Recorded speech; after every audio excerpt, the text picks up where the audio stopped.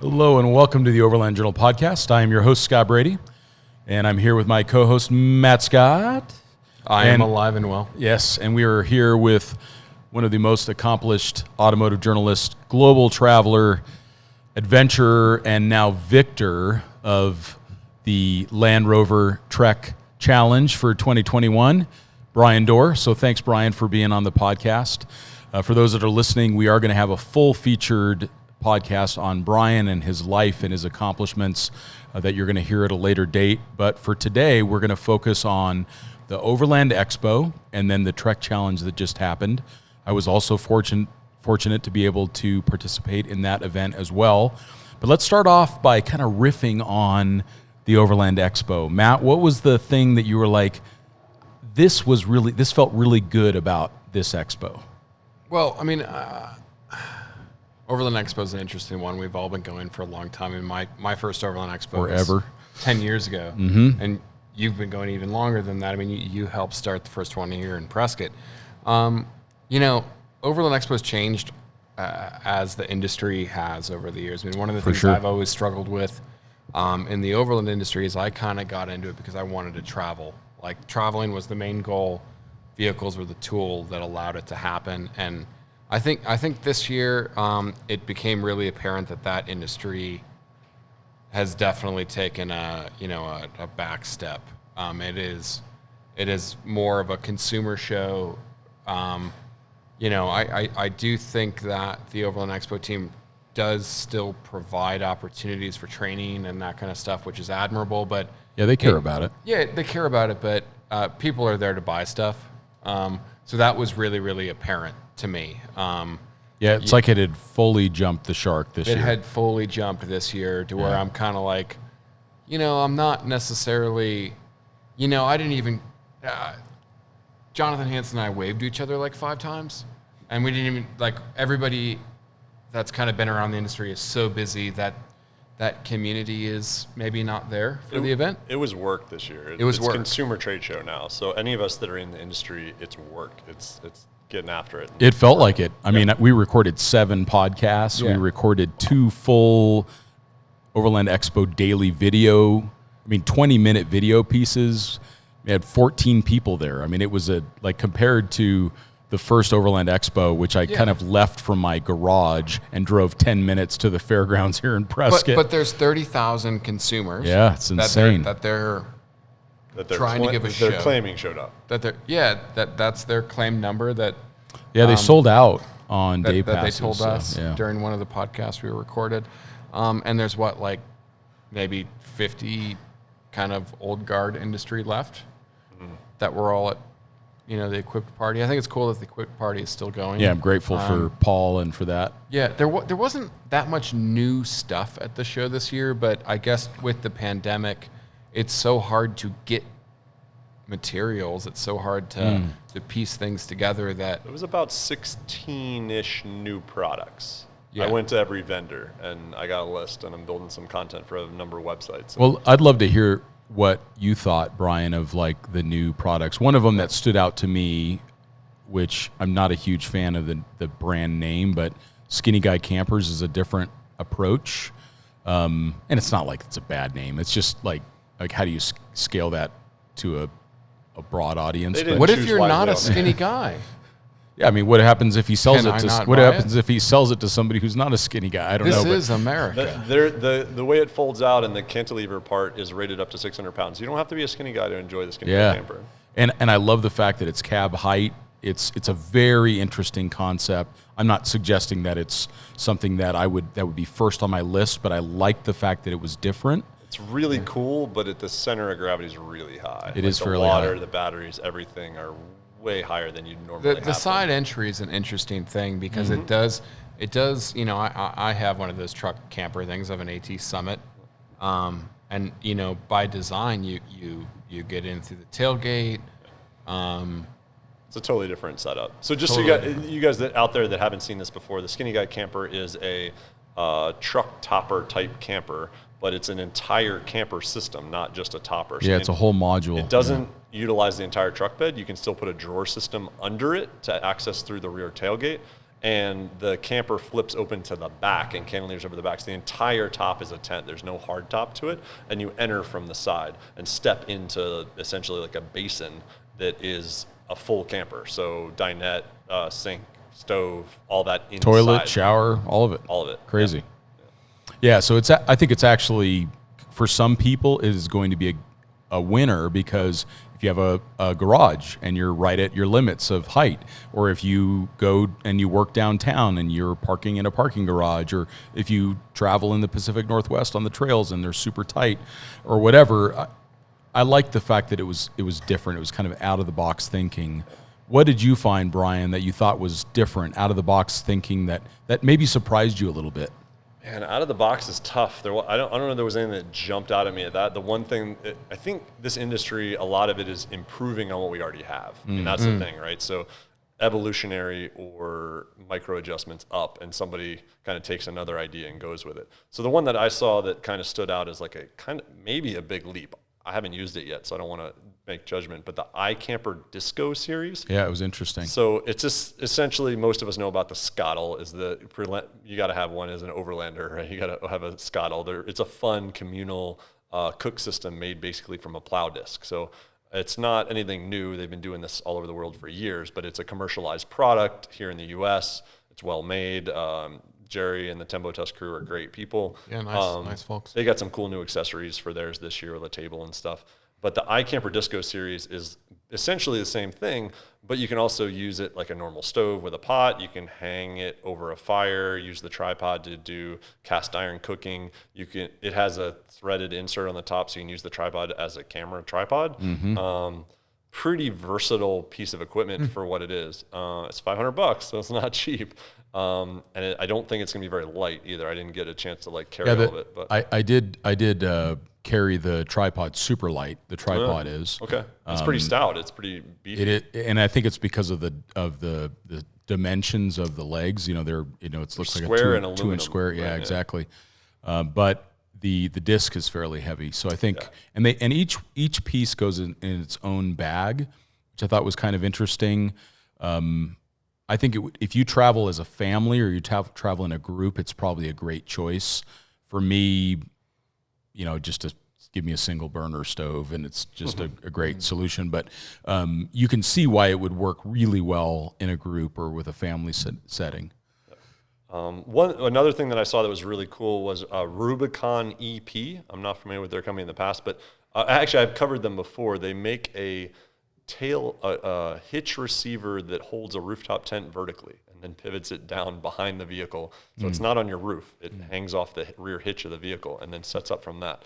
Interesting concept.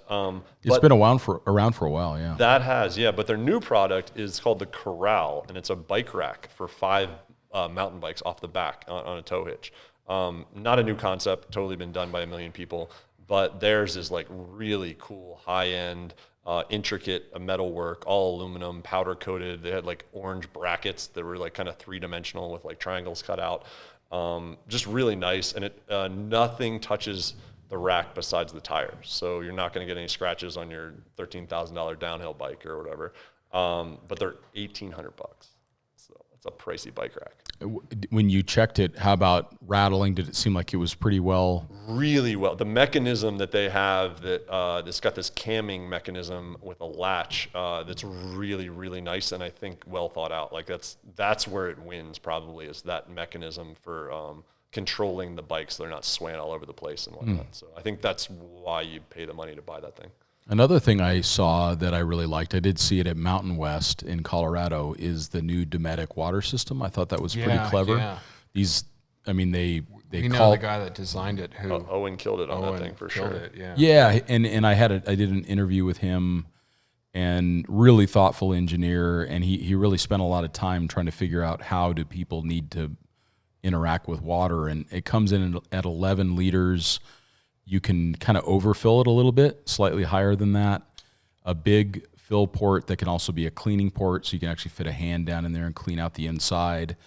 And then they've got this magnetic mounted basically faucet, so for the Scout camper that I use, they set it up with a Lifesaver jerry can on its side, and it just leaks. It just, like, I've used Lifesavers a bunch, and I've never had them leak because I always have them standing up. Vertical. Mine leaks. But on its side, it leaks. So, and... It leaks out of the pressure thing. Yes. Yeah. Mine kind of somehow leaks out of everywhere. And, which they don't do when they're standing up. So it's an important... Just how they're designed. Except for mine. Yeah, important distinction. But I think that this Dometic system where you can just have all these little 11-liter, maybe 3 or 4 of them that you carry along on a trip, depending on the length, maybe a few more. I thought it was really clever. I mean, what did you think of that, Brian? It's really well built. Yeah, nicely done. Functionality of that is cool. Like that's one of the only products for my 4-wheel vehicle that I saw at the show that I was like, I could use that. That would fit in my GX. Like that'd be pretty cool. That's interesting that you say that, because that, for me, it was the one thing that, like, where do I give you my money? Because like that's actually going to solve a whole bunch of problems for me today. Yep. So, and that was one of the few products that were like that. And it has a battery operated pump system. That's the cool part. So it has a hose and then a separate, and it's a magnetic base on it. And you can put a little magnetic cut wherever you want, and you can have it on its side or upright or however it fits in your system. So I think that might work on top of my fridge system. Totally. In my GX, and have it like flowing water. Right? You can kind of move it around, or you can put it up high and use it as, I mean, I'm sure that they're going to come out of some kind of shower solution. And I believe that on a single charge, it'll pump 100 liters. So essentially 8 or 9. By USB, I presume. It does. Yeah. It does. So it's super. It's way lighter than I thought it would be. Yeah. And it's tap start. So if you're like in the day of COVID and other things, like if you're just trying to or you just use your nature's head or whatever, and you could just like tap it with your elbow and it starts pumping, and it'll shut off automatically at a minute, so that it just in case it gets accidentally bumped, it won't pump out all your water. So there was a bunch of really thoughtful pieces around that. I mean, Dometic is a big company, but I have to give them credit for somehow making really great products, like products that you'd normally see from small bespoke manufacturers.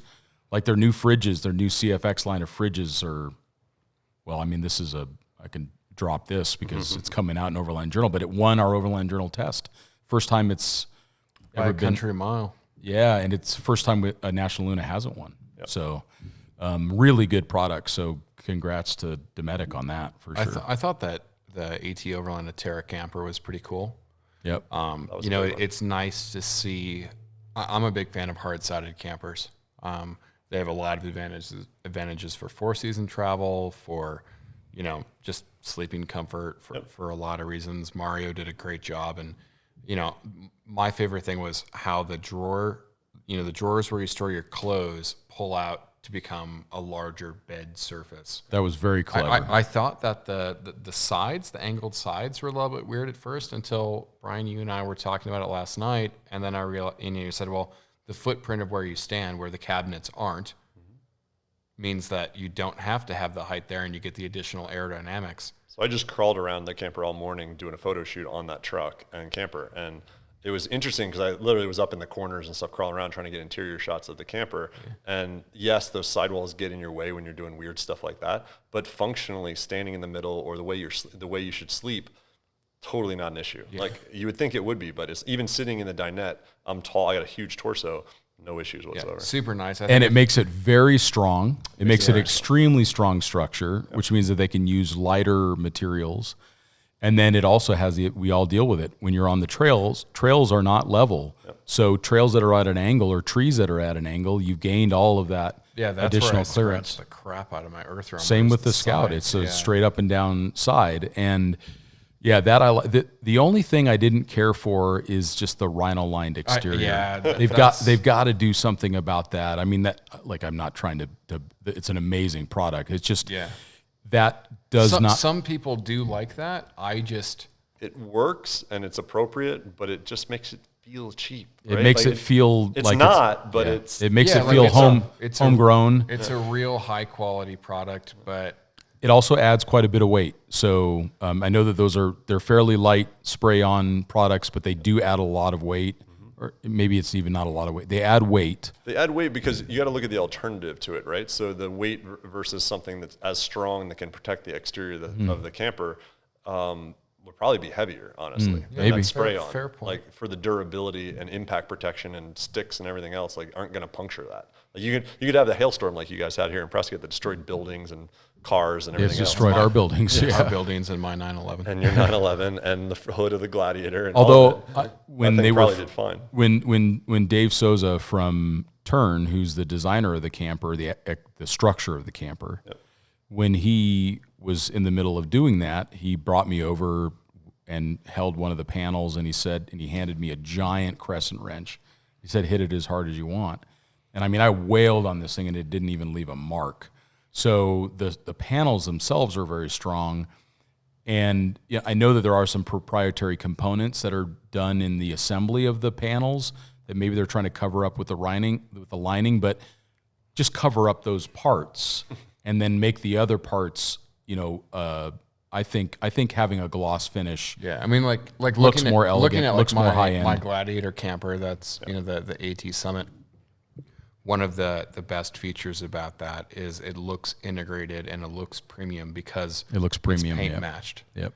If I put that same camper on my Gladiator and it was black rhino lining, like my problem with it, and it's feel as not rhino lining, right? But It's something like it, yeah.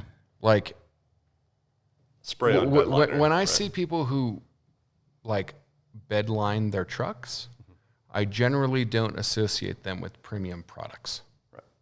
Yeah. And that's a shame because, like you said, it's probably the right way to do that from a functional standpoint, but it just doesn't have the feel that like we might want. Well, and I always it's that stuff is slightly porous, right? So No, it's fully sealed.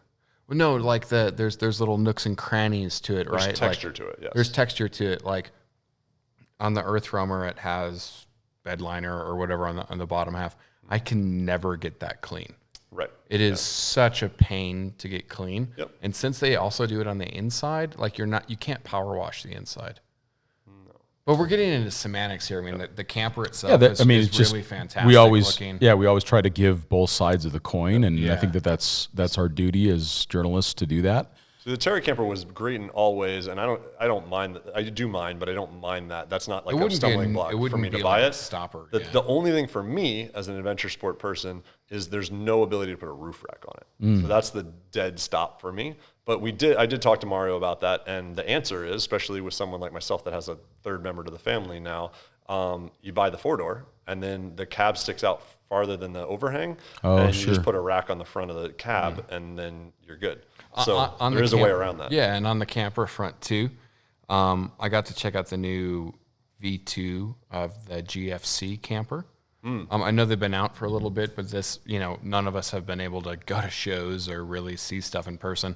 Those are really cool. I mean, it is a drastic departure. I had one of the first ones. Yeah, what a great company. Drastic departure. I'll have to dig through the second one. I haven't seen it. Yeah, well, I don't necessarily know how to explain this, but they kind of build it as a square. But if you look at the shape of most pickup beds, they're not square. They have a slight curvature to them.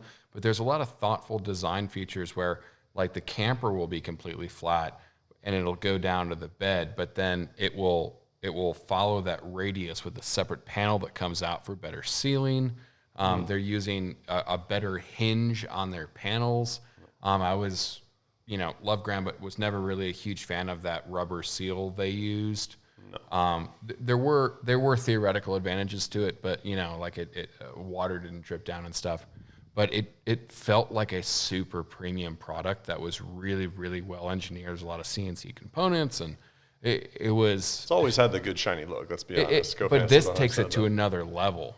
Yeah, I look forward to seeing the second one. I haven't played with the second really version. cool. I think even their tents are made in America now. So yeah. That was cool. I think if there's any like negative trend I saw in the industry at this is there is like a metric crap ton of rebranded Alibaba stuff.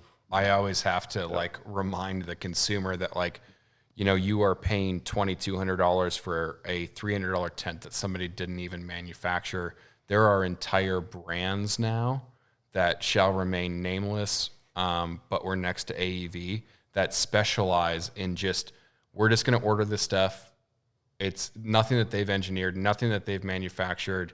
You know, they're pulling off of the, you know, innovations of the rest of the industry, and they're just rebranding it and putting, you know, some kind of, they're throwing Overland on Alibaba crap.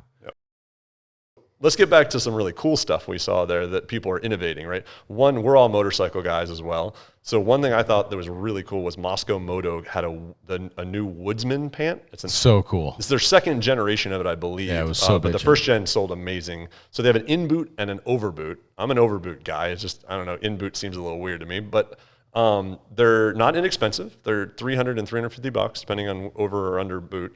But it's made of a shoulder fabric. It's completely waterproof to just above the pocket legs, and then above that in the front and on the back. So if you're going through a puddle or something, you're not going to get wet. But in the top, like where the top of your legs are, it's completely breathable. So it's really good for riding in a variety of temperatures. They look good. They're 4-way stretch, and it's a shoulder fabric that's completely abrasion resistant. So even if you go down on pavement, you're protected. Yeah, it's pretty sweet. And you could see some of their new colorways of like their jacket pant combo. Looked really, really good. They've got mid layers now. Yeah, Pete's doing a great job. Yep. Him and his team are doing a great job. It's all about not looking like a spaceman. I mean, The gear that I wear right now, I look like a spaceman. The Moscow stuff, you could wear those Woodsman's pants out to the bar after riding with some normal shoes, and people wouldn't flinch. I really like their bags. You know, as with most things, I ride with all their bags. They're awesome. Bags, clothing, most expedition gear. I'm on the Scott Brady hand-me-down program, and I've got a set of his Moscow bags, and I like them. They're just really well thought out. Totally. I like the company. I like what they stand for. I like that they're innovating. You know, I think they just have a unique look on things. The direct-to-consumer thing. You know, their stuff it's not cheap, but it's not as expensive as it could be. It's any competitor's product that's anywhere near as good is considerably more money. Yeah. And they do it by selling it direct and not through retailers. That's just the way that they've decided to go. But they're a very core team of people. Every single person I don't know there why you'd goes and want to rides. sell through most power sports shops. Like they're incredibly depressing. Like they just want to shove credit cards and financing down your throat and sell you a UTV. I think you got to get away from the ones in Arizona, buddy. Yeah. There are some good power sports shops out there, but I know what you're saying. I mean, like, there's some good, like, dirt bike shops specifically, but some great, like, core motorcycle shops that the guys ride. That's the thing, right? Like, yeah. And they're not about selling your product. They're like, this is a lifestyle. This is what it's all about. Like, it's pretty cool. Well, all of our motorcycle shops in Arizona are owned by GoDaddy, and they'll finance that. Perfect. That means I can buy a fancier bike for less money a month. Yeah. Anyway. One other product that I saw that just is a slight update that was cool that I've used a little bit in the past and now I want to use a lot more is the Onyx off-road mapping system. Yeah, way the better. 3D thing was Dude, super cool. It's amazing. Like they have a new 3D view, mobile view. So you used to be able to do this on laptop, but now you can do it on your phone. And it's like you can if there's an arch in the desert, you can find it. Like I was looking at Area 51. He was. I saw that this morning. Yeah. Yeah, cool. I was it's tracing really the Rebel Rally route. Which it's really good. Now it shows goes also active wildfires, which I think is really interesting. And then by the time this podcast hit, you're going to be able to have access to it through Apple CarPlay and Android Auto. So big innovations are coming out from Onyx that are extremely exciting and encouraging. So that platform continues to improve. So that's a good one. Did you see the photographer angle on that? The moonrise and sunrise and all the weather data? All the weather stuff. You just touch anywhere on the map and it gives you instantaneous, like, what's going on. Like, as a photographer, that's so invaluable. Yeah, it's really, really, really good. Let me ask you guys a couple more questions because I think that these are interesting thoughts. What vehicle that was there would you want to take home and have in your own garage? And then let's pick out a small company like mom and pop that we'd love to give a shout out to that we think are doing cool stuff. So, I mean, do you want me to play marketing, Matt, or do you want me to be like actually honest as to what vehicle I would take home? Honest, Matt. Yeah, Mike McMod's Earth Roamer LTI. Okay. Well, I want Mike McMod's Brute, so now Mike has no cars. Thermal camera, carbon fiber body. Yeah. Some really thoughtful additions. This is the first time I've been in an LTI. Yeah. KVH antenna. Yeah. So that's broadband internet anywhere in the world for those that are listening. Yeah. Small company. I mean, it's maybe more of a well-known company. I bought another Demos shovel when I was there. I was kind of like anti-Demos for a little bit. The new one's pretty burly. The new one's awesome. They fixed the problems, and now they're and really, listen, like really great. Susan's fantastic. Always has been fantastic. It took me a while to kind of like that's a lot of money for a shovel. Yeah, the new one's really great. good. The new one's great. It's The really mounts, good. the mount's really nice. Yeah, and for sure. she hustles, and there's a good product, and they really stand behind it. And they have this little tiny booth. That was for me. I loved that new shovel. So Yeah, I use one. That's my shovel that I carry with me. Yeah. They work great. It's on my GX all the time. Yeah. Cool. What about you? So vehicle and Demos is your product. All right, product for me, small company. I'm going to throw out Step 22. Yeah, I was thinking of that They had too. some really, really innovative stuff. Yeah. And how they're working with the materials, like pretty decent price points on some of the stuff. Some of the bags really Premium. don't work for me, and I've used a bunch of their stuff. But some of their new stuff, they're just really well thought out, and they all have a versatile angle. They're new, like, I'm not a big Male guy, like just not, I don't know. It's You're so tactical. It's a little tactical for me. But they have a Velcro Male system that I hadn't seen before. So it's like, it's even more versatile than Male. And it looks cool. They have a new like chameleon bag that's like a kitchen type bag they can use for other things as well. But it's kind of hard shell, clamshell thing you hang. Yeah, I don't know what they're doing with that hard shell, soft shell kind of stuff on a lot of their love that bags. stuff. Adam was kind of walking me through a few of them, and I'm going to have to pick a few up, like really good stuff. He's got a new bag. I don't remember the name of it, but it's like this huge duffel-like thing, and it has these crazy zippers that zip down to the bottom, and it flops really open like a flower. It kind of opens up, and you can just like pile stuff in there and zip it up, and then roll the top, and it's completely sealed. So wet recovery gear and stuff like that, and you can cinch it as small as possible. That kind of innovation is cool. Like he's not knocking anything off. Like he's doing his own thing. It's his own angle. Some of the stuff I don't think works perfect, but a lot of there's it's really almost cool. nothing that he makes that is like super similar No. to anything else in the market. Yeah, some of his and I have tools to are really respect thoughtful. that. Yeah. Because again, there's so much like monkey see, monkey do. He has his own little like, not his own, but he's the only one in this industry using some of the little zipper pulls and different things, the parts and pieces. If you look at one of those really closely, they're well thought out and made. Like it's all every piece on it is purposeful and Made for overlanding piece. and not like repurposed for Yeah, overlanding. totally. overland and travel. Some of the stuff's Yeah. great because you can use it. Some for of the both. DOP kits and stuff are great for that. Yeah, I like that. So What which about- truck? Yeah, which one do you want to steal and drive home? So yeah, man, there was kind of two, and I flip flop between the two. One was in the Step 22 booth actually. Was the Maltec 200. So amazing. Oh, yeah, That's that not was new. cool. We've all seen it before. So rad. How is that in the country? Is that like based on a U.S. truck? It is. It's a U.S. truck. Is it? That's a U.S. That specific one is Yeah, So you it's just ship your 200 over. They cut it up and Cool. send it back in. a carbon box on the back, V8 power. I mean, I keep looking at their Troopies and I'm like, I drool constantly on those. I drew it constantly. And then 80 series underneath a 70 series Troopy body. and then I realized like- that's like a less comfortable version of exactly what I used to drive. And it was entirely. If you're smart, you No, there's there's the romance. I mean, you can't. It's okay. There's to a like total romance to totally. Troopies to me. I mean, Yeah, like that was totally. like the formative years for me and Laura, like driving around Australia in our Troopy, but Yeah. Slowly. slowly. I drove That's why you that get truck down there. the Troopy with the V8. Then it's faster, but like still still super dangerous. Just put an LS in it and put an 80 series frame with coils under it. I mean, like slightly even better. the 80 series frame now is still It's so dated. noodly. It's so noodly. Yeah. so noodly. But the one I probably would have driven away with if somebody like, all right, pick one and take the keys.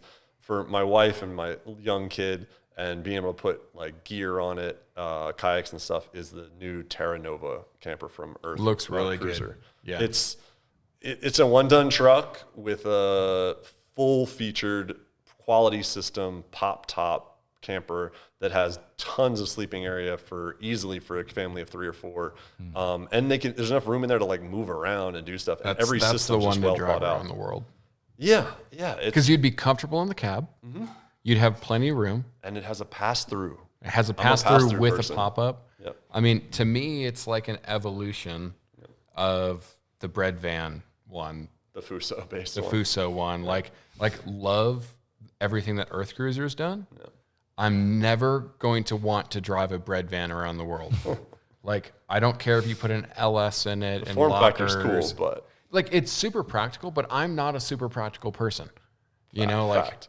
yeah, like I will take an extra couple of feet to have a 6.7 liter turbocharged V8 and a 10-speed transmission and like air conditioned seats and stuff instead of a Fuso that costs more. Yep. With less room. And they'll do it on any 1-ton U.S. truck. So like Ford, Chevy, or Ram. Yeah. A new Ram 3500 I guess with that GM's in interior. there too, yeah. I mean, imagine the whole AEV catalog thrown at it, Less- plus that camper would be sick. 40s Prospector XL with a Terra Nova. Sick. With a custom rack on the roof for my kayaks. I'm in. I be think so I'm with sick. you. I think like I'm not like a super huge fan of the pop-up. Like for me, I don't know. I wanted to be a pop-up so I can put kayaks on the roof and still fit through holes like under bridges and stuff. Yeah. Oh, it totally makes sense. It's the only thing I would drive other than my Earth Roamer on the market right now. And it's half the price. I can put up It's with about the same price as a used Earth Roamer. Yeah, it's about the same price as a used You get a one. brand 'Cause they're- new truck with a warranty. Almost 300 grand. Yeah. Yeah. Just under 300. Yeah. And Yeah, well, they with the did it- Prospector XL, it's gonna be a little more than Yeah. that. They did a great Well, job. like a with full that. Prospector conversions, depending on how it's outfitted, is 20 to 30, which I'm not trying to say that is not a significant amount of money that you could travel around the world with times, that. yeah. And that's the most important thing for this podcast is that it is about travel. We can't get distracted with the shiny things. But Overland Expo is about the shiny things. Overland now, Expo is about the these shiny days, let's be things, and honest. like to have a turnkey solution from a company like AEV for 20, 25, maybe 30 if you're going like you're ticking every light bar and whatever. And it's OEM quality testing, and that's the key. And it's is the done, stuff's it's like- turnkey, and that's labor. Like I'm convinced that like if you're trying to put a truck on 37s or 40s and you want to do bumpers front and rear Same money. it's probably cheaper. You can go and you can spend $7,000 on an Icon kit for your truck, and Mine was like 9,500. it's arguably not going to perform as good. Like they're solving issues differently. Yeah, the they're geometry doing issues. Yeah, they still have geometry issues where AEV is correcting the geometry, which on a heavy vehicle is super important. So AEV wins on the geometry and getting that all correct. I don't think they're as good as these crazy systems in terms of shocks and. Yeah, but you can always add those shocks if that's something that you. But value. also when you're overlanding, you probably shouldn't be going that fast anyway. Totally. Let's Yeah, be these honest. are keep pub- your these are opinions public to roads. yourself, Brian. These are public roads. I know you do drive a TRX, but No, but you're right. that's like you don't need all the lights like I have on my GX. If I get anywhere near outrunning those lights, I'm going way too fast. Yeah. Like, it's not. Yeah. There's public roads. There's grandparents out there trying to get to their grandkids. So In this country Nighttimes- and every other country, they were exactly. trying to travel. Exactly. everywhere. Nighttime's beer drinking time Yeah. for the campsite. Never drink and drive. So let's transition to TReK and chat about that. Scott's got to give us a company and a truck Oh yeah, still company and a product. from Expo. Yeah, product, I think small the, company. the vehicle that I would drive home is Mike's Brute. I mean, it's just there's just something about Yeah. it. There's just something about it that I It's a Brute pickup, right? I just really appreciate. I I mean, mean, I'm not I'm gonna fortunate. A two-door Brute pickup. Yeah, Like, I mean, I'm fortunate that I do get to drive it regularly to keep it Running. keep it in service. Yeah. So, but it's. I think that the vehicle thing is becoming less interesting. You know what? The other option I would pick, there was a 1200 XE Scrambler, Triumph Scrambler. I'll take that because I What actually did want you to guys stick think it. of the truck house camper? I peeked at it a little bit, and it's really well made. They have done a wonderful job On the wrong chassis. with a chassis that cannot be legally driven. So I don't know how you do it. So I talked to him a bunch about that because I wrote one of the original stories on that. Yeah. And it still gets a lot of traffic, but It's the wrong chassis, period. Yeah. According to them, but they are saying that it's because they didn't want the vehicle super high, which it would be. It's if 8 it was inches shorter than my Earth Roamer. but it would be taller 41. if it was on a taller chassis, probably because of the height of the camper. It's amazingly built. The quality looks really, really good. I know Across the materials across and the how board. they built it. Across like they the board. reinforced, they did everything that you are supposed to do Right. to theoretically increase your GVW, but there's no legal provision to increase the GVW. And they're not going through the testing to do that. And it is you registered as a Tacoma, and you insure it as a custom RV. That's what they told me directly. It doesn't add up. If you get in an accident, you are so screwed. But here, like I get the sentimentality to the Tacoma. Absolutely. You know, people like that. I get the Sunraider Even or though whatever. there's way better But trucks. so, what's a price we could agree on for a Tacoma TRD Pro? Because people are selling them over sticker. They're in the high 40s. They're in the high 40s. Okay, so let's take that, high 40s. And then they're putting a Curry rear axle. So they're re-gearing the entire truck. So Extending the frame. So that's a new drive reinforcing shaft. the frame, new drive shaft. They're offering an option of a supercharger, which Long I arm, just went total through the chaos up front. debacle of supercharging my Gladiator, and I'm ripping it off because like it was terrible. So you're potentially ruining the reliability of the motor. You're putting a non-OE driveline in the rear. You're putting but long more- travel but more- up front, so your CV angles are really tall. And Well, I mean, in theory, that the farther you stretch that control arm, the lower the angle is. I can get that, but then you're doing body work to accommodate that. So at the end of this, you're building a full Tacoma. I'm just going to go out and say that you're spending $70,000 to $80,000 on the truck. more probably. Yeah, probably more. So I can go and buy a Trimmer. a trimmer, Yeah. loaded. I can buy any American pickup truck I want. You can buy a Tradesman Prospector XL for that. No, money. no, dude, you can buy a Laramie Prospector XL for that. Like Laramie a Prospector Laramie, XL or a Tacoma. Laramie 2500 or a Laramie 3500 starts in the 60s, and Yeah. you're talking 20-ish to put it on there. Yeah. I want these guys to be so successful because 100%. they are so talented. Yeah. But Super here's talented. the challenge. It's going to be a $300,000 truck and camper. So someone who can afford a $300,000 truck and camper is going to have a net worth that if you get in an accident, if you lose control with that truck and you run into a school bus or anything else for that matter, they're going to go after truck, they're going to go after Truck House first, and they're going to realize these guys have 5 cents to scrub together. And then they come back to the person who has enough money to spend $300,000 on a camper. Like your insurance as soon as that happens, your insurance is going to be like, oh, this vehicle was modified. Yeah. And there's no legal way around it. It's just It's super cool as a home build. they've Sold 6 of them with a $50,000 non-refundable deposit. I wish them the absolute best. Yeah. They're beautiful and they're cool beautiful. looking. Super They're cool. gorgeous. They're And gorgeous. well built too. I mean, let's put it out there. They did it right. They did. Like, They The did. wrong chassis. There's just no way around it legally. People that used to work for Earth Roamer were complimenting their quality. Yeah. They're that's a stuck compliment. in the Sunraider thing because that's where they come from, right? They wanted that Toyota cool. Well, they've camper already thing. got all 6 people who are sentimental enough for for a camper that sells for $15,000 right now to drop. People love the Tacoma, right? I mean, that's the bottom line. If you're, I if you're think a I Tacoma heard fan, this is the ultimate I think I version. heard $430 for how you actually want it equipped. So we are going to talk about TReK. Yeah, and I'm just going to interject witty remarks. I like this. Yeah. This is great. So we just talked about Overland Expo. Now we're going to talk about the TReK event, which Brian Dorr, who's with us today, won along with his team. And who was on your team? Absolutely. We had Jeff from Hooniverse, and we had Tommy from TFL Off-Road. Awesome. Well, you guys did an amazing job. It was so fun to be along on that adventure with you. I had a team as well. I had Kristen Canning and I had Kristen Shaw on my team, and they were both amazing. We had an incredible adventure as well. But for one of the team exercises, we had all of us were there together, and I was able to watch you guys do your things, and you crushed it. So thanks. It's really impressive. It was super fun. It was cool because, as you know, all the teams were put together without our knowledge. We kind of knew maybe a couple days before who our team was going to be. So some of us knew of people or a little bit, but almost all the teams, I mean, I'd met Tommy at some events, but I've never met Jeff, and we all got along really well, and it worked out great. I think your team was very similar, like worked together well, which is really fun. So I think we're getting ahead of ourselves here. I don't think most people know what TReK is. Ooh, good call. Yeah.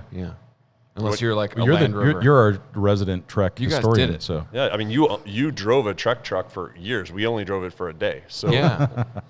Well, I guess it's the intersection of adventure sports and, you know, the things where you move your legs, or the athletic sports.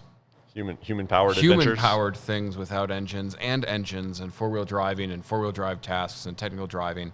It's kind of a condensed, more realistic version of, I guess, what Camel Trophy is for the modern days. You know, as we kind of, you know, interviewed Duncan Barbour, you couldn't really replicate Camel Trophy these days. Never. But I think like TReK, well, first TReK was started out, I guess, as that it was you know, an inter-dealer competition meant to promote you know, the lifestyle that is the Land Rover brand and what it's supposed to be, and not just like the whole idea behind Range Rover releases to soccer moms. The whole idea behind TReK is to keep dealer employees and dealerships motivated and focused on the Land Rover experience, not just selling trucks, but what the truck should be used for, and what Land Rover hopes that people aspire to use the trucks for. Yeah. So you guys are on the media leg. They kind of put on, you know, there was the dealer leg, right? So we went first. Yeah, you guys went first. The media so went you were first. The guinea pigs. Yeah, totally. Well, I think they did like a little test the day before. Test with some of the suppliers the day before. Yeah. Oh, that's kind of cool. That's kind of cool. And then they had how many teams were there this year? It 6 was or 7, something like that. Was it in Asheville? Media It teams. was in Asheville at the Biltmore, and there was 6 media teams and 70 dealer teams this year. It's the largest TReK ever. So I believe it was the 6th TReK event in the U.S. There was 3 or 4 in the 90s, and then there was a couple in the early 2000s, and then 2019, and then this one. Awesome. Yeah. And many of us know Sean Gorman. He does a lot of special events for Land Rover, and he was the event coordinator. He's the one who came up with many of the crazy tasks that we had to complete. He also does some writing for Overland Journal as well. So it was really cool to see him there, and I think he and his team did such an amazing job. I mean, the tasks were highly varied, which I think was really fun. And like for me, I literally felt like I was a kid. I felt like the same energy that I felt when I picked up that first 4-wheel drive magazine with a Camel Trophy on the cover, and it brought me back to all of those things that I was so excited about. They didn't give us a lot of warning before we were going, just a couple weeks. So I got right into doing 2-a-days, and you exercised. I did. I was running like miles and miles a day to get ready for it. So it was really fun. I did the opposite. I knew that the physical challenges, I had some back issues recently, so I didn't want to work out that way. But the physical challenge would be tough, but I know I could hold my own even if I got to grit it out and make it happen. But the technical challenge, they kind of gave us a hint as to a few of the things. It's the same information I believe they gave the dealers. It was stuff like, you need to know how to use a high lift to lift things and to winch things as they come along. You need to know how to use sand ladders. You need to know how a Land Rover Defender works and off-road in the different modes. You need to know some Land Rover history. You need to be physically fit. And that was kind of about it. And that was about it. A map, a compass, and a handheld GPS, a very specific unit. So they gave us some little YouTube links to some tutorials through like REI and some other online stuff. Some of them weren't great, but they were easy to find other ones that were quite good at giving that information. So I just kind of watched a bunch of YouTube channels I've touched and done all of those things in the past, but hadn't touched a high lift in 4 or 5 years. I sold my high lift with my last truck. Yeah, it was I like the haven't day. carried It was the one in day forever. before I left, and I don't- Matt sees me out there. Like, I mean, I've done so much high lifting in my life, but not for years. Like, I haven't done it for years, and so I'm like, I think I remember all of that. And of course, They're like a he came really back. useful tool for 4-wheel drive trainers to scare their students. That is an accurate, a little obscure, but view on that. But yeah, I learned how to use a high lift jack. Okay, cool. You'll never use it. Not that they're actually not useful. They're very useful. There's a 4-wheel drive trainer out there that's roiling on the internet, but They are useful, but they're actually getting more and more specific in their use, and the fact that most modern vehicles are you actually can't aren't. use them with them. Like a long travel Wrangler, like good luck with that. I mean, they just don't have enough. well, how about the Defender we were in? How Yeah. many points could you actually high lift off of? Yeah, Very, you could very only few. reverse it. Other than, well, you could from you the could down, use it as a winch. down low on the. And we You use it did. as a winch. It's different, but lift points on a vehicle. Yeah, I guess you can use them on the wheels with the little adapter. Correct. We the didn't little have that, hooky but things. yes. You could use them in the rear on the lunettes. Use it with the little extension piece on the lift points under the vehicle, like you Yeah. can use the regular scissor jack, Correct. and you can use them on the recovery So points if if it's you at add the those right on the front angle, or back. if the truck's at the right angle and the right situation, you might be able to use the 90 pounds of steel strapped to your roof rack. So one of the we'll go right into it a little bit. I think.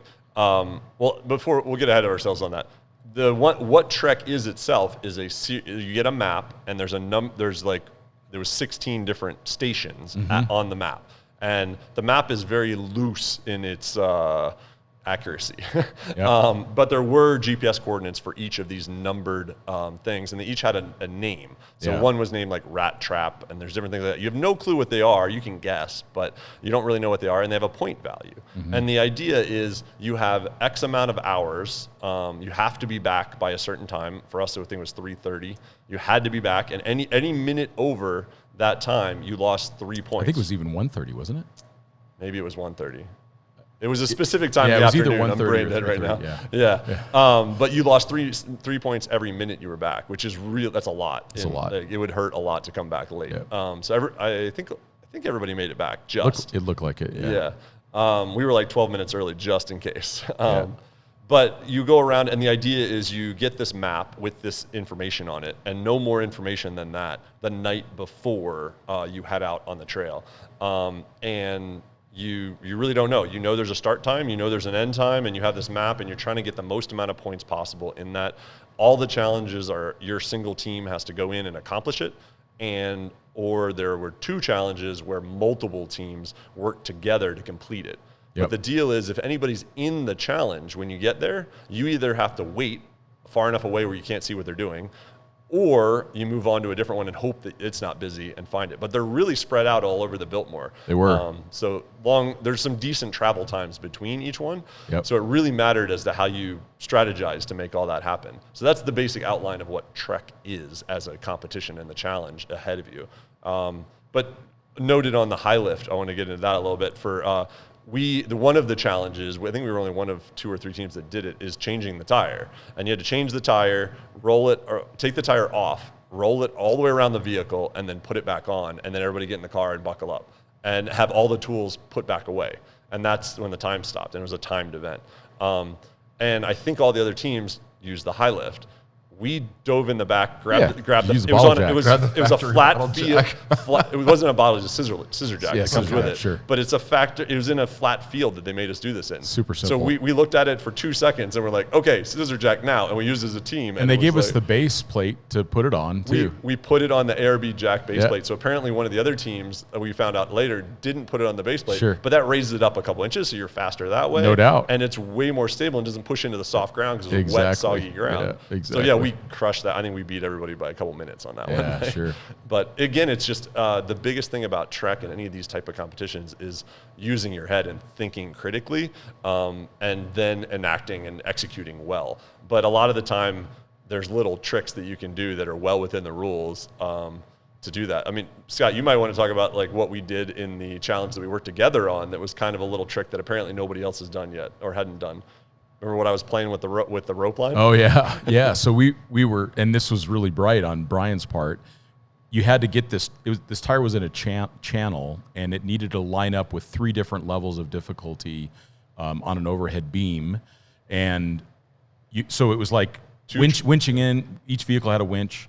You had to winch in on one and winch out on the other, or whatever you had to do to get it to roll and then lock in place precisely. If it didn't lock in place precisely, then you had to lower it all the way to the bottom, start over again.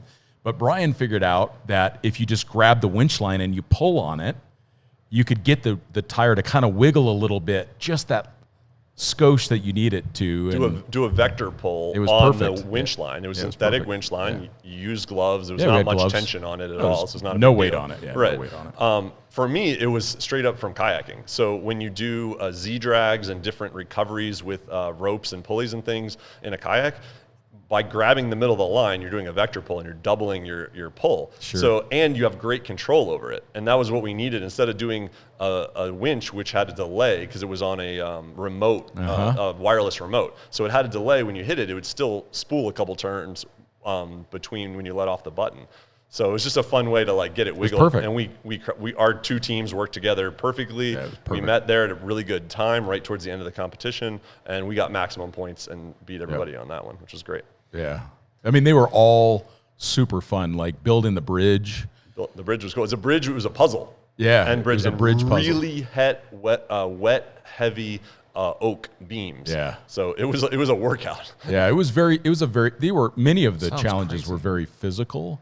But there was, at one point, one of the, like, we just could not get these two things to work. The spacing wasn't right. In your bridge? In our bridge. Yeah. And then Kristen Shaw was like, hey, let's put it up in like a triangle and then jump on it. Like, so that's like perfect for me. You take the 200-pound guy, just have him. So she put it. The two Kristens, they got it lined up, and then I just jumped on top of it, and it smacked in place. And the guy's like, "Time, done." You know. So, actually, you weren't really quite done because he said that you're done. You got the puzzle right, but then you had to disassemble the whole thing. You had to drive across the bridge with your Land Rover and then disassemble it, and that's when your time ended. Yeah. So lots of very heavy giant logs. So that was a lot of work. Yeah. That was the second most laborious challenge in the whole thing. The high lift jack one was winching or using a high lift jack as a come along by far was the most physically demanding. I might still be hurting a little from that. It was 2 car lengths of a Defender. Yep. Winching it uphill in reverse. I still have 40-degree angle. Like uphill. I literally camera. I still have the blister on my hand. So that was pretty tough. And it's like you have to be strong enough to be able to operate the jack. Especially once it gets vertical on the hillside. That's a challenge. And resetting and knowing how to do it. And they were really good about staying on top of it and they were making good sure about you were safety because that one could go wrong pretty quick. Super wrong really quick, But super fun. There was so many different challenges. I think the fun part was it was 5 media teams and 1 team that was that had Lindsey Vaughn on it and kind of 2 ringers to help her out. Even the editor that was with them was a ringer. Yeah, they were super physically fit. Yeah. They knew their stuff. They'd done the Rebelle Rally, the Gazelle Rally, stuff like that in the past. So they knew navigation. They knew how to drive. And that team was for sure the one to beat. We all knew it. And they had a 3 or 4 car entourage following them around with video cameras because they were shooting for, I think, outside TV, if I understand. Yeah, correct. So I think Lindsay has been a Land Rover ambassador in the past, and she's still finding her way in after her retirement from professional skiing and finding what's what and working with Land Rover, I think working towards being an ambassador again in a different capacity. Yeah. So. No, it was so fun to have them, and they were all great. It was fun to have them there. Yeah. I mean, like, our team's like little personal victory was we were pretty good at getting to the first truck. So this was really cool. Yeah. We start the event. They say all the navigators come up here. They give a horn off, and then all the navigators need to run to this point. So I'm running, and I've got a backpack, and then a minute later they do the horn again, and then the rest of the teams run down. So doing navigation's something that I'm okay at. So, and I'm good with and I'm good with the GPS and everything. So I get down there, and we were quick. My team had not even arrived, and I was already like, let's go. So we started running through the forest. So when you got to that first point, like so the navigate, one person from each team ran to that point. You were that selected person that they called the navigator. We just picked Yep. somebody. And that person ran down and they got a clue that had some navigational information on it, Right. which allowed us to go find the trucks. Yeah, because the trucks were not, they were hidden. They weren't there, which we didn't know the night before. It was just like, you got to be at the start line at this time. And it was a couple miles away. Yeah, it was. Yeah.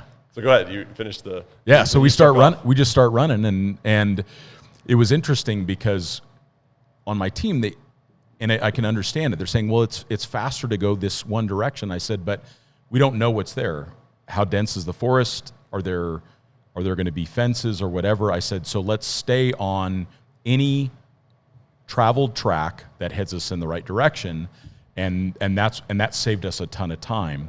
And we were actually almost at the trucks, and then here comes Tommy. Is it Tommy? Tommy was TFL? in the front. Yeah. Yep. So Tommy was there, and I was in the front. So we ran it, but it was awesome. So we were minutes ahead of anybody else. First two teams at the trucks within a second of each other Yeah, that's was right. our two teams. Yeah. Yeah, and then And we came from different ways. Totally. Like our team went way longer. We stayed on main roads, like gravel roads. I picked that on purpose based on the Sure. navigational direction we were trying to figure out. And I think you took the forest trail that went through the middle, but it was a 2-track. we did. Yeah, and I looked at that on the map, and I was like, "Ooh, that's shorter," but I'm not sure what the deal is with it. Yeah, This who is knows if good. it was a good idea or not?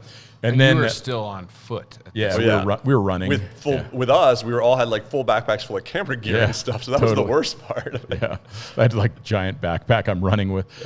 But what was so fun though is we get to the trucks and the Kristens jumped in and we were gone. We were off on the road, and probably still 10 minutes out is Lindsay and her team, and they see us come around the corner in one of the trucks, and all of their eyes are this big, and they're standing there with their hands out going, what? Because they were still 10 minutes away from the trucks. They were so far away. Yeah.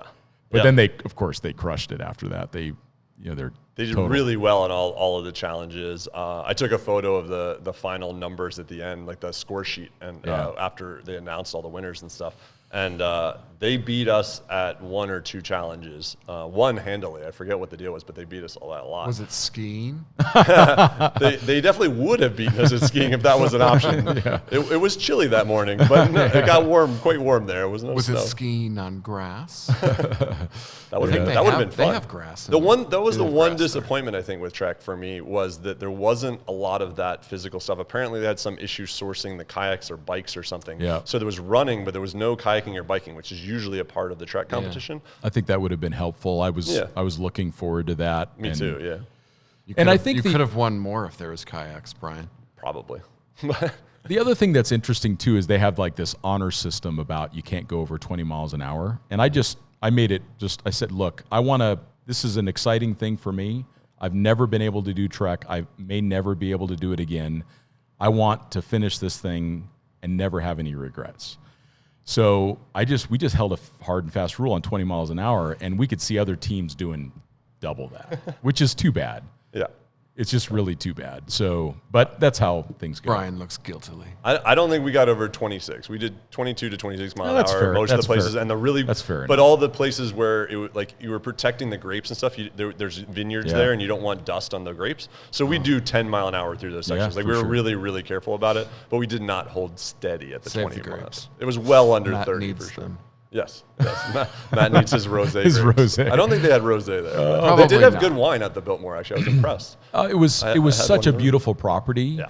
Oh, and the defenders did well, as we have all experienced driving them. They're so capable. This was the new 4-cylinder Defender that just came out. Yeah. And so capable, and the ride quality is so exceptional. And Interior's amazing. because one of my team members had never driven off road, and just to give them the keys to put them in the driver's seat and have them feel so confident of doing that, it was so perfect. It was a perfect vehicle for that. And yeah, absolutely. The Defenders held their own. They were fully outfitted with all kinds of. They were orange, which I love everything orange. Anybody that knows me. Tangier's orange. Tangier's That's orange. the color they should be. Is Yeah. that the color they were? I don't believe it was Tangier. I don't. Oh, maybe it looked pretty similar to the. Similar. It looked LR. proper. Yeah. I think Yeah. it was. They looked I right. think it Yeah, looked good. we'll call it that. It was a really good orange. Like Yeah. it was an orange, brand new Defender 110 with the 4-cylinder engine. I think stock tire size, but Goodyear ATs on it. Yep. They put Steely's on it, but they were painted black instead of I the liked that. white that comes on the normal trucks. I Do they like have that a black lot. roofs? They did have black Yeah. roofs. Nice. And and then They had way too much stuff on the racks. Yeah. If any criticisms I could have of the builds was, why are there 2 fuel cans on the top? Well, I guess looked they, I right. guess they I mean, always come on. historically had that. Yeah. Yeah. For Camel Trophy, you needed that. So maybe that's maybe. Yeah, I know Lucky 8 Off-Road did a bunch of the modifications and build on it with their Proud Rhino brand. So they did.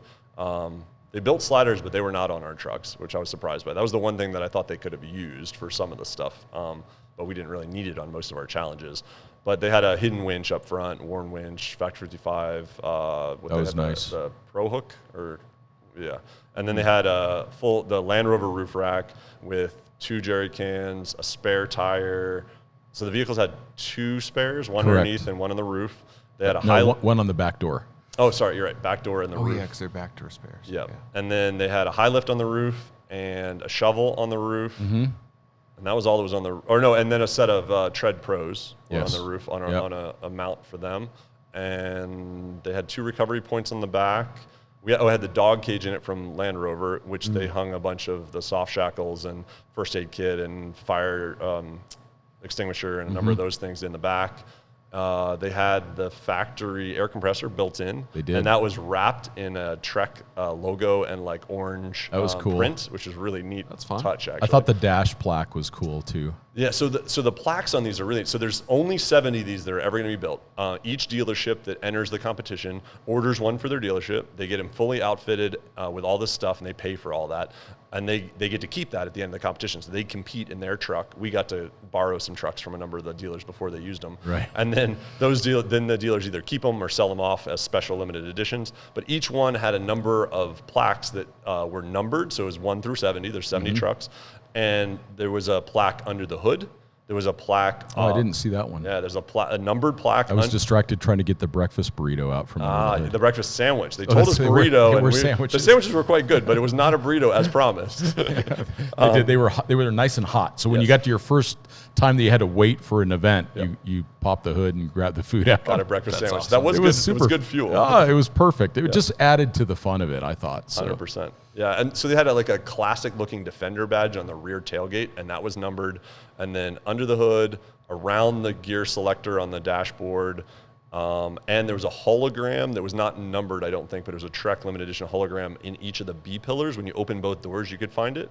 And I believe those were all the badges. And it had if you look behind the glove box, there is a signature there. Okay, cool. So that's a little tip for anybody looking at a TReK truck if they want to know if it's why did they put the 4-cylinder in them? Because these are going to be $100,000 vehicles. That's why, is they didn't want it to be a $140,000 vehicle. They literally wanted to keep the price down, is what I understood. There's a big price difference between the 4-cylinder and the V8. I don't know the number. Well, not the V8, but just like the 6 hybrid. Ingenium. Yeah. Are they doing away with the 6 and they're just going to have this new 4? I don't think so. I think there's 3 options. The 4 is just hitting our market, though. I think it was available in Europe. It goes like stink. Remember that one we were at in England and the Range Rover Sport? Oh, it ripped. It ripped.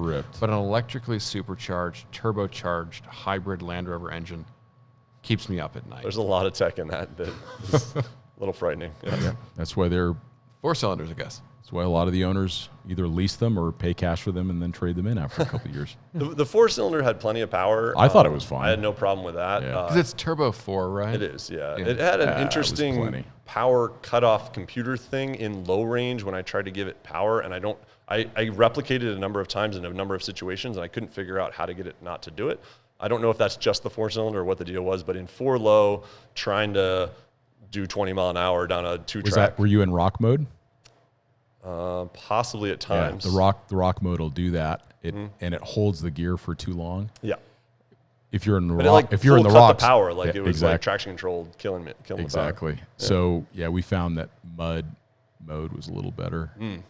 Yeah, we played with the roads a little bit, but we rolled in low range the entire time. Just because we had to go slow, and they required. I mean, we started off in low range. We started off in low range, but you could do whatever you wanted in the truck and make it work. But you had to go, slow anyway. So it was like, okay, why mess with this? Yeah, we just stayed in low range. Yep. And on that truck, it really doesn't affect the turning radius too much, so it's not really a thing.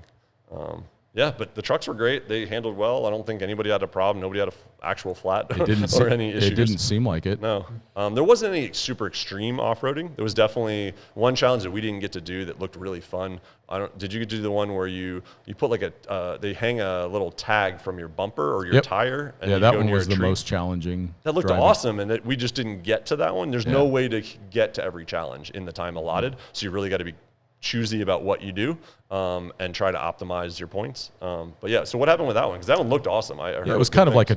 like a mini tank trap, and then there was a rock crawling section that you had to get up to one of the tags with, and that was the most difficult. So you had to get the tag near an obstacle while driving off-road, close enough that you could punch it with like a hole punch from an orienteering thing, right? Exactly. Yeah. Yeah. So and it was Sounds on awesome. a very short lead. Right. So you'd be like Somebody off put camber. a lot of work into this. Yeah, Sean did a great. Sean he did did a an great, amazing job. great, and his team did a great job. So the one of them was at the top of this rock crawling field, and that one was really interesting because that was one of the few times, and in fact, it was the only time I drove all day, but it was really fun for me because it was difficult. I mean, it was like I was thinking, I'm really having to pay attention to how to get this car right up to this tree without hitting the tree. But if you didn't have enough momentum, you'd spin out, and it could not climb it because it was all wet from the rain. So it was just the right amount of like bouncing momentum to get. And I asked the guy, I said, how many people have hit the tree? He's like, most. It poured overnight Yeah. the night before, so everyone camped on the field the night before. So you get your info, you have dinner with everybody. They kind of tell you the rules, and then you sleep in a tent in a field, and it poured rain on the kind of the back nine of the Biltmore estate. Kind of where Poured. a lot of people torrential downpour. And what everybody always asks, yes, Lindsey Vaughn did sleep in a tent in the field with the rest of us. She did. She was great. That was the first thing everybody asked online. I'm like, yeah, absolutely. She was. I mean, she was Totally. off on her own, and I wasn't worried about Lindsey was in her Vaughn. I own was thing. worried about the journalists. Be more used to the Four Seasons. I think Myself included. Land Rover did a pretty good job. I mean, We stayed at the Biltmore hotel the night before and after the tent, so it wasn't awful. They didn't. no, it was just a simple little 2-person tent. I thought it was kind of neat. The rain cover had the logo on it. Absolutely. So like I wanted to keep it because it was special to me, and it was plenty warm and comfortable. And Just an REI 2-person backpacking tent with a REI 30-degree sleeping bag and an REI. What else was air in there? pad. There was an air Oh, pad. an air mattress. Yeah. So air it's a 3-pack they sell at REI as a kit, and it comes in a single bag, and then they're all orange, which is convenient. Yep. And the tents they had screen printed with the TReK logo for this year, so it's a kind of a limited edition cool tent. I think it was super cool. And I didn't hear any journalists complaining. I mean, I was joking. Well, no, but you make a valid point. You literally make a valid Yeah. point. There's a So- variety of journalists there, like all ages and abilities, and all the above. So I know I talked to a few of them, and this was the first time they'd ever, since they were a kid, slept in a tent. Since they were like 17, Yep. and I was like, "Whoa, really?" Yep. I don't sleep in a tent very often these days. I got a nice Lexus that I can sleep inside of when I'm on the road, but Sure. but every year or two, a couple nights in a tent happens for sure on various things. I loved it. I loved the fact that it was raining and great. Sounded fun. It It set was the so mood. it was so fun. It made it was more so fun. serious for me. It was like, all right, it's raining. It's That gonna give a horn going challenge. that Mud. horn going off, and we're all running to go get our waypoints, and it was. And then I don't know if you guys felt this way, but getting to the trucks, like I didn't know if I had made any of the right choices. Like I was very quick to make decisions and to get the waypoint in the device. And we're all alone. There's nobody around, and I'm like, this is gonna be the last truck. I'm starting to doubt myself. Did we run the wrong direction? Like if you run 2 miles in the wrong direction over hilly terrain, you're not going to make up that time.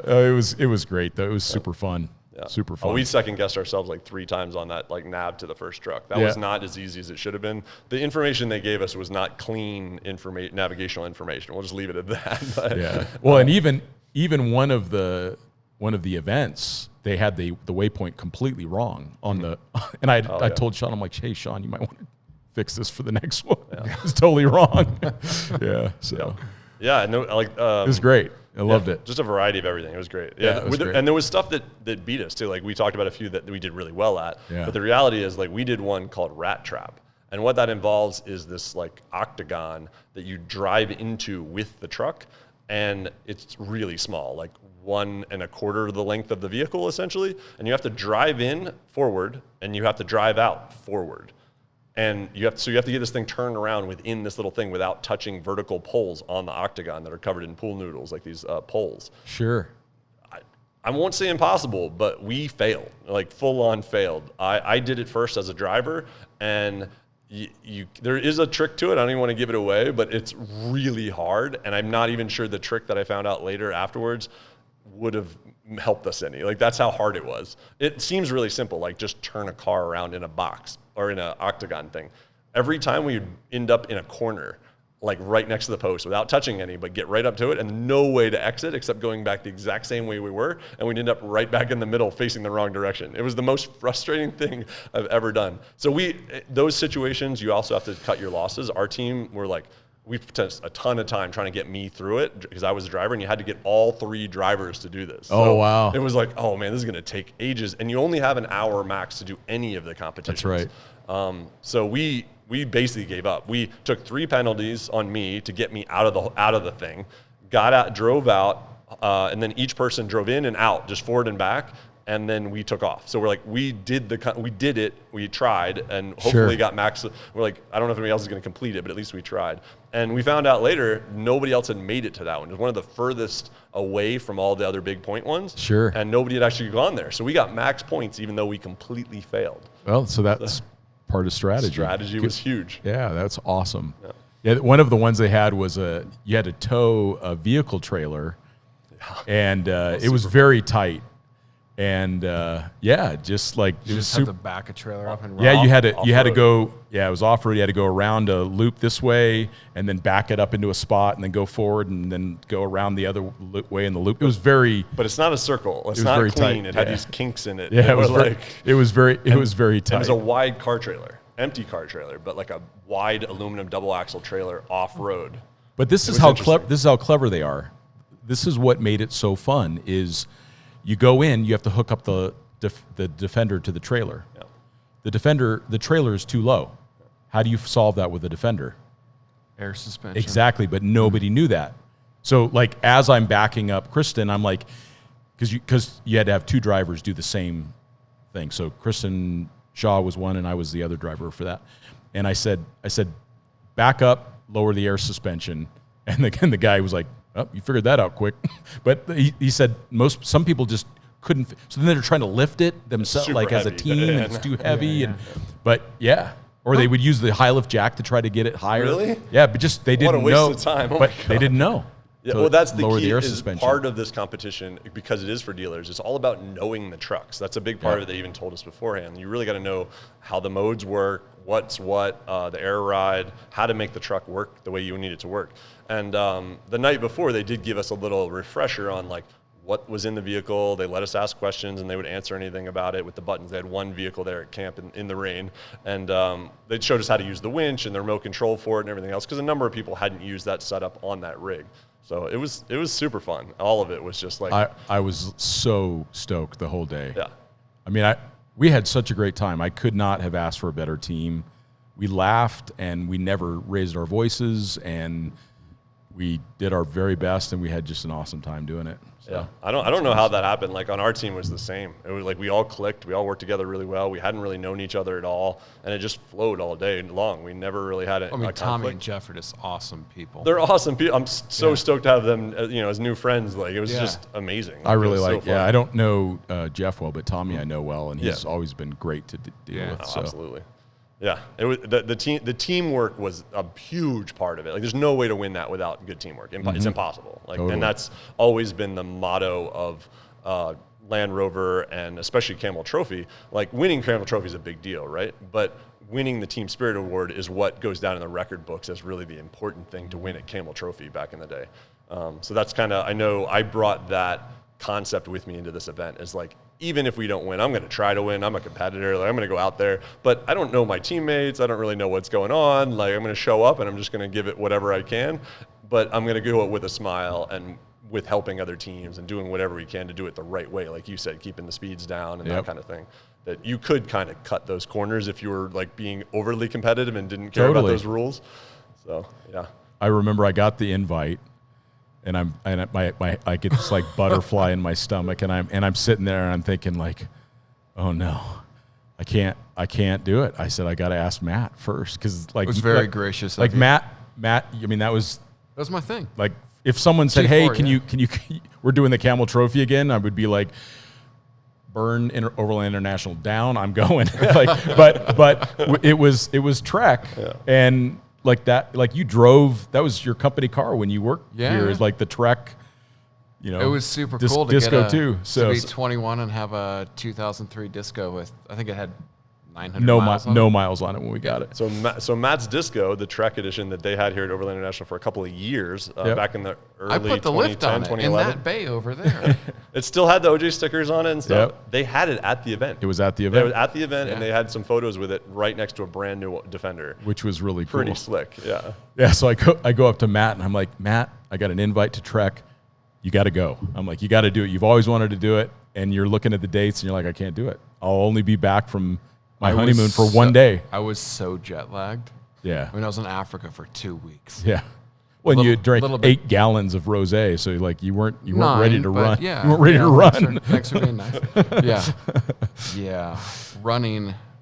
I mean, I was not fit, but I was, as the Australians say, very piss fit. That is fitting. That is fitting, for sure. Well, congratulations, Brian. You Thanks. did I was so proud of your performance and the whole team, and you guys were gracious victors, and I think it's a testament to you and your team members for all of your skills. It's nice to see journalists with that level of competency out competing, and you guys did a great job. It was fun. We did it with a smile, and Lindsey Vaughn team, the Stack team, definitely they came in second and gave us a run for our money. We knew the target, and I think it was a surprise to a lot of people that we pulled it off, but we did well. It was like 221 points our team got, and we beat the second place team by 57 points. Yeah, you guys crushed a little bit of a margin. No, it was really fun. You guys did great. We played a tactic. We had a really good strategy the night before that we came up with, and we kind of went the opposite way that we knew everybody else would go, and we went big early, and it worked. And we were fortunate to be not with you, but get to the trucks right at the beginning with you. I mean, we were the very first teams. Like, your team was first to the trucks by like a second. Yeah, I mean, that's like 10 feet, and we came from opposite directions, which is crazy that it worked out like that. But and then finished the day together doing the team exercise that everybody probably did early in the day. Our two teams decided to meet there later in the day, right before the end. And we coordinated it well. We were texting back and forth, Brian and I. It was perfect. We did it, and we made it work. Yeah, I'm like sweating on a high lift, trying to get a defender up a hill with a winching a high lift with a texting in one hand. Scott, like, we'll be there in 5 minutes. We got one more length. We're gonna make it. That's so awesome. It was so good. So thanks to Land Rover for inviting us. It was a total joy to do that. So. Absolutely. Awesome, guys. And also thanks to my teammates, the Kristen Shaw and Kristen Canning. You were both fantastic, and I'll go race any race with you to any time. So, and we thank you all for listening, and we'll talk to you next time. Peace.